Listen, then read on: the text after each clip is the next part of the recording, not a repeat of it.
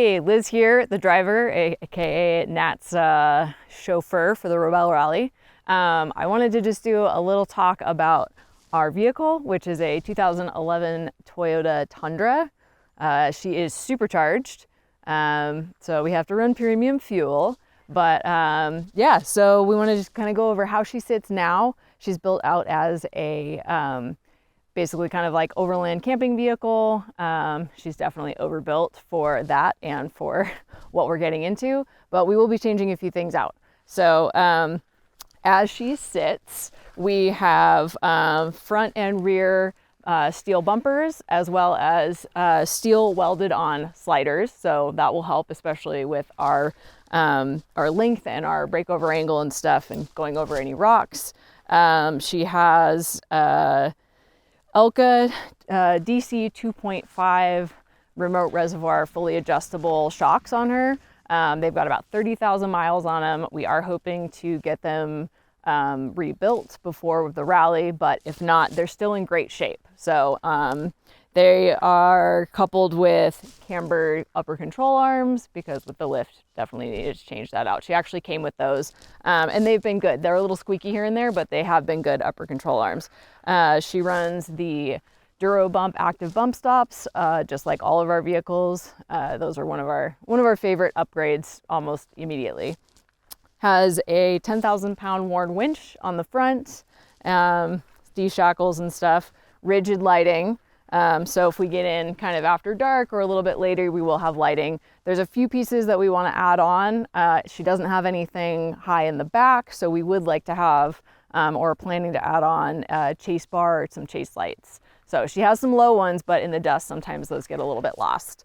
So currently she sits with a rack and a rooftop tent. We have deck doors in the very back as well. So all of those are things that we are thinking the tent will definitely pull off, the rack we're unsure about, and the deck doors we're debating. So those are fantastic for organization. Right now we have them built out as one side has camping gear and chairs, the other side has an actual little stove and kitchen setup. So she really is set up for like camping and weekends.